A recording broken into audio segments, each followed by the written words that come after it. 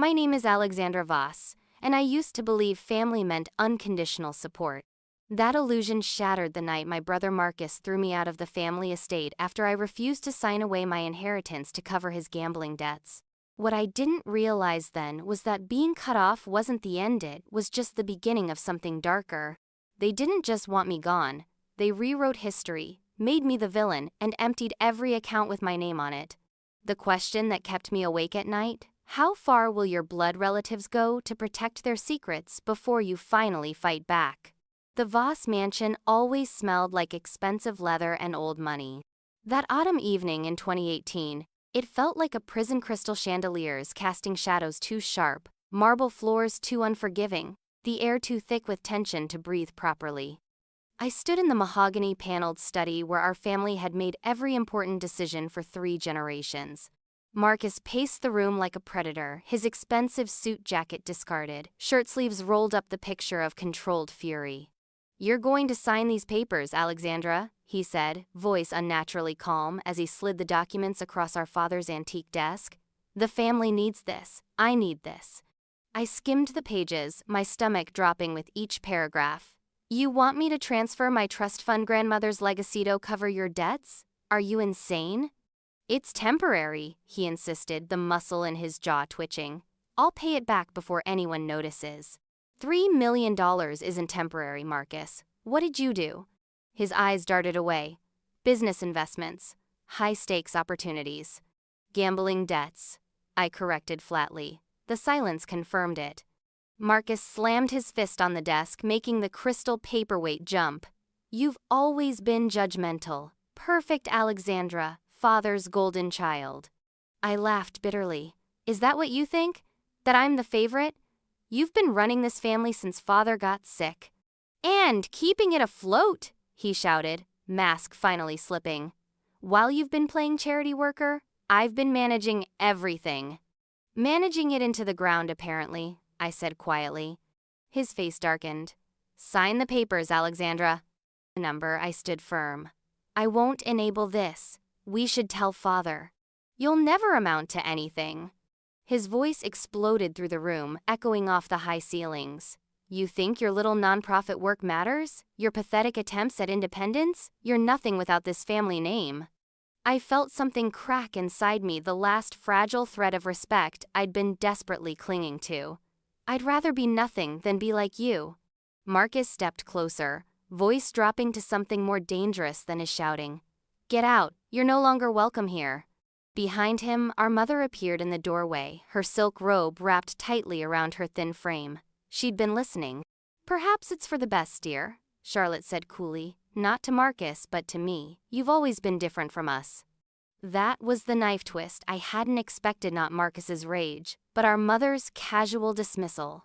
I grabbed my bag, already mentally cataloging what little in this house was truly mine. My father's study door remained closed as I passed it. He was too medicated to hear the commotion, too far gone to intervene. I paused anyway, hand hovering over the doorknob, then continued down the hall. He hadn't protected me in 40 years. Why would tonight be different? At the grand entry door, Marcus called out, "When you've come to your senses, you know where to find us. But don't wait too long, Evan. Father's patience has limits." I didn't look back. The heavy door closed behind me with a definitive thud, and the cool night air hit my face like reality setting in. I walked to my car, the gravel driveway crunching beneath my heels, the mansion's security lights casting long shadows across the manicured grounds. I thought that was rock bottom. I was wrong. That was just the warm-up for what came next. By morning, my phone wouldn't stop buzzing. Notifications, text messages, missed calls, all from numbers I recognized but suddenly felt foreign. I ignored them until I'd checked into a hotel and showered, trying to wash away the previous night. When I finally looked, the first headline made my blood run cold. "Voss family cuts ties with troubled daughter. Embezzlement allegations surface." My coffee cup nearly slipped from my hand. There were more article after article quoting family sources about how I'd been stealing from the Voss Foundation for years, how I'd betrayed the very charity work I'd dedicated my life to. Photos of me at galas and fundraisers now carried captions like, "The face that fooled Boston's elite," and "Charity fraud, how Alexandra Voss deceived donors." They'd moved with stunning efficiency. The family PR machine had constructed a perfect narrative overnight. Alexandra, the unbalanced daughter, the black sheep who finally went too far. No one asked for evidence. No one questioned why I'd suddenly turn against my own foundation. The Voss name was enough. Their version of events became instant truth. I spent that day wandering Boston in a daze, catching glimpses of myself in shop windows, wondering if passers-by recognized the woman being crucified in the news. By evening, I found myself at the harbor, watching boats rock gently in their moorings as the sun set over the water. My phone battery had died hours ago, a small mercy. Standing at the railings, watching darkness settle over the city I'd called home my entire life, I understood what it meant to be truly alone. The universe had tilted, revealing how quickly a life could be erased, a reputation shredded, a future obliterated. I whispered into the salt-tinged air, "They think they've destroyed me, but this is just the beginning." That sentence became my mantra for months. Sometimes it was the only thing that got me out of bed in the morning. 6 months passed since I walked away from the Voss mansion with nothing but my name, which, as it turned out, wasn't worth much anymore. By spring 2019, I'd pieced together a life in a small apartment above Lucia's bookshop in Cambridge. Minimum wage, anonymous existence, no credit cards or social media. I'd vanished from the circles that once welcomed me. Most evenings I closed the shop, straightening shelves while Lucia counted the register. Sometimes she'd leave a book on the counter. "You should read this one, Alex." Always something about resilience or reinvention. I needed those small kindnesses more than she knew. One Tuesday night, as the last customer left, Lucia handed me a thick envelope. "Certified mail," she said, eyebrows raised. "Looks important." My heart raced as I carried it upstairs. Seated at my tiny kitchen table, I carefully opened it, my hands trembling slightly. The letterhead made my stomach clench. Commonwealth of Massachusetts, Department of Justice. Inside was a formal notification. I was named as the primary subject in an investigation into financial mismanagement at the Voss Foundation. The document referenced substantial evidence and signed authorizations bearing my signatures I had never made. Attached were copies of transfer authorizations, all with my forged signature, moving foundation money into offshore accounts. They hadn't just smeared my name in the press, they'd constructed an elaborate paper trail, making me the fall person for what appeared to be years of systematic theft. I sat motionless, the pages spread before me, as pieces clicked into place. Marcus's financial troubles weren't just gambling debt she'd been embezzling from our family's foundation for years. When I refused to sign over my inheritance, I became a liability. Now I was the perfect scapegoat. I didn't sleep that night. Or the next. By the third day of running on coffee and fear, I called the only person I thought might still listen, Elias Reed, my father's former legal advisor who had retired 2 years earlier. We met at a quiet diner outside the city. Elias looked older than I remembered, but his eyes were sharp as ever. I spread the documents before him, keeping my voice steady as I explained everything. When I finished, he removed his glasses, polishing them slowly. "They've built quite a case against you, Alexandra." "It's fabricated," I insisted. "I believe you," he said carefully, "but belief and proof are different animals. Can you help me?" He considered me for a long moment. "Your brother has powerful friends. This goes beyond just your family." "I don't care how powerful they are," I said, surprising myself with the steel in my voice. "They're not getting away with this." Elias smiled for the first time. "There's your father in you after all." He gathered the papers, tucking them into his briefcase. "I'll make some calls. In the meantime, keep your head down and trust no one." As weeks turned into months, I continued my double life bookstore clerk by day, amateur investigator by night. Elias connected me with Julian Parker, a forensic accountant with a grudge against the type of financial institutions the Voss family used. Together, they taught me how to follow money trails, recognize patterns, and document everything. Small breakthroughs came slowly. We traced one offshore account to a shell company. The shell company connected to a property development that had mysteriously collapsed, taking millions of investor dollars with it. Marcus's name appeared nowhere, but his fingerprints were all over the transactions, the same patterns, the same timing, the same structural flaws. Then came the email anonymous, untraceable, containing only a video attachment and the message, "You're not alone in this fight." The video showed Marcus at a private gambling club, clearly intoxicated, boasting to someone off camera, "The beauty is, she'll never figure it out.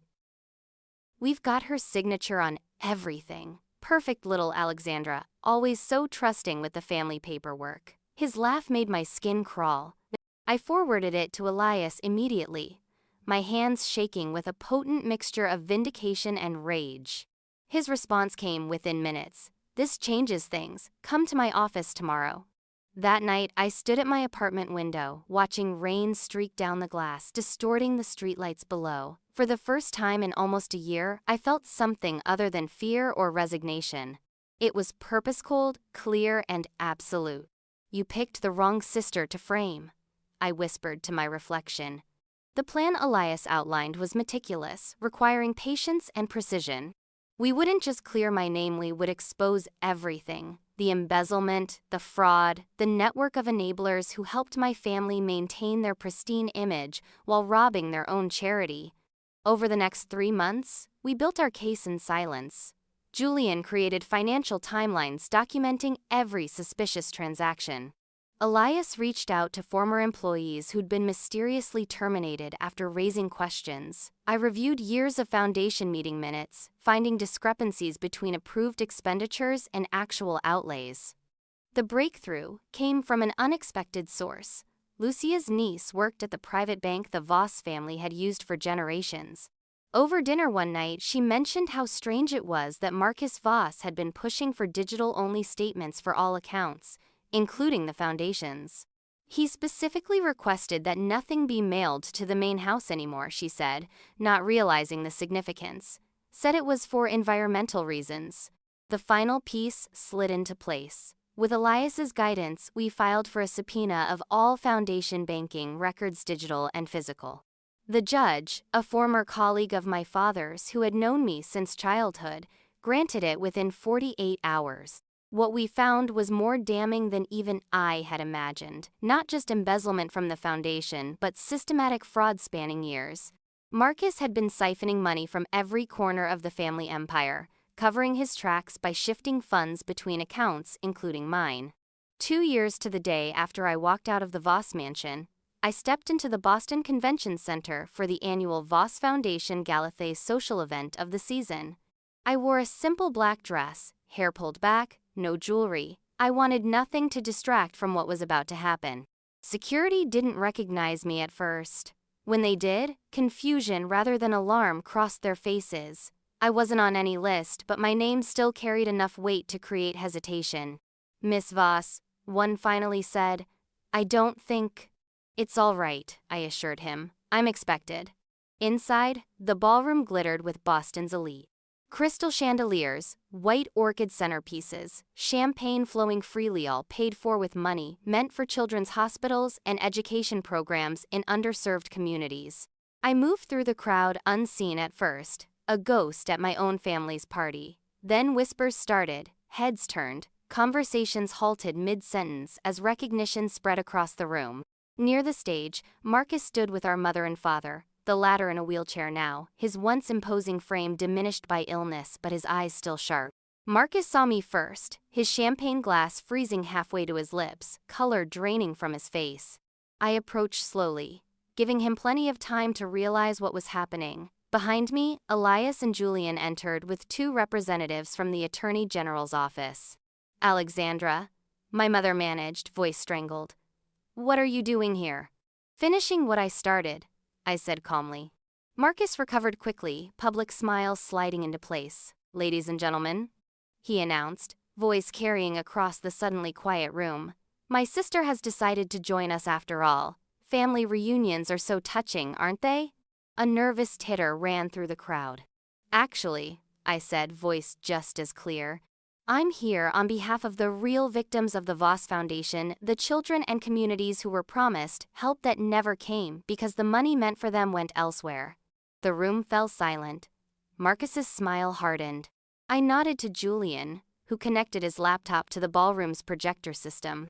The foundation's logo disappeared from the screen behind the stage, replaced by financial records, transfer authorizations, and finally, the damning video of Marcus himself. 2 years ago, I continued as the evidence mounted on the screen, I was accused of embezzling from this foundation. Tonight, I'm setting the record straight. The Attorney General's representatives moved forward as I spoke, approaching Marcus with swift efficiency. His face contorted from controlled charm to ugly rage in seconds. "You ungrateful bitch," he hissed, loud enough for those nearby to hear. "After everything we did for you." "What exactly did you do for me, Marcus? Frame me? Forge my signature? Steal my inheritance while destroying my reputation?" Our father's voice cut through the tension, weaker than I remembered but commanding still. "Enough." His eyes, clouded with medication but lucid, moved between us. "Is this true, Marcus?" For the first time, I saw my brother falter. "Father, she's manipulating." "Answer me," our father demanded. The silence told everyone what they needed to know. As the officers led Marcus away, our mother collapsed into a nearby chair, her perfect facade crumbling. My father's gaze found mine across the chaos of the room, not apologetic. Not exactly, but perhaps something close to recognition. I stepped to the microphone, addressing the stunned crowd one final time. The Voss Foundation will be restructured under new leadership with complete transparency and accountability. Those who were complicit will face consequences. Those who were deceived have my deepest apologies. As I walked out of the ballroom, shoulders back, head high, I felt dozens of eyes following me, some filled with shock, others with newfound respect, many with the uncomfortable realization that they had believed lies about me without question. Outside, the night air was crisp with early autumn, the same season I'd been cast out 2 years before. Elias joined me on the steps of the convention center. "You did it," he said simply. I watched as police lights flashed against the building's glass facade. "No," I corrected him. "We did it." In the weeks that followed, Boston couldn't stop talking about the Voss scandal. Marcus faced multiple charges of fraud, embezzlement, and money laundering. My mother retreated to our summer home in Maine, reputation in tatters. My father, to everyone's surprise, cooperated fully with investigators, claiming he'd been kept in the dark during his illness. I declined all interview requests and refused book deals. This wasn't about publicity or revenge, it was about justice and reclaiming my name.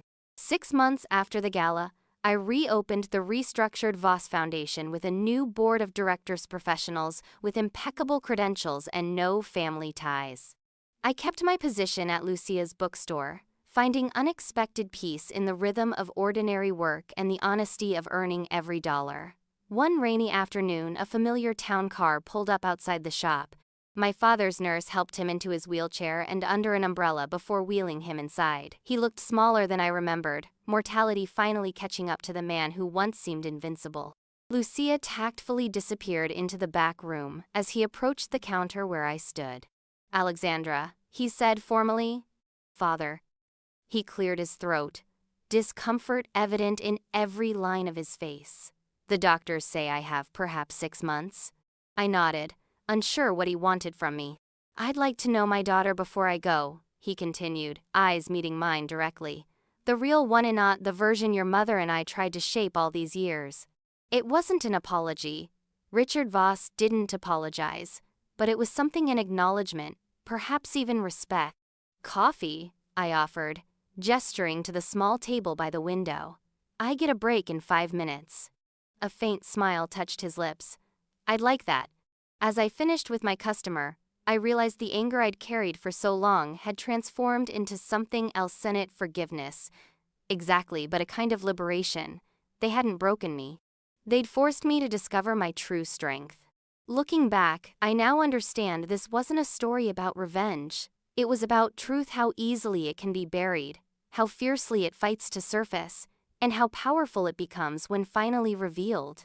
If you've ever been silenced, if you've ever been made to doubt your own reality, let me tell you what I wish someone had told me. Your truth matters. It may take time, it may require help, but eventually, light finds its way through every crack. So here's my question for you. Have you ever had to stand alone against those who should have protected you? How did you find the courage to speak your truth? Tell me in the comments. I want to hear your story. And if this video resonated with you, if it made you examine your own family dynamics or inspired you to stand up for yourself, drop a heart in the comments. Let me know where you're watching from. Because the most important lesson I learned through all of this? Sometimes family isn't defined by blood, it's defined by those who stand beside you when the truth becomes too heavy to carry alone.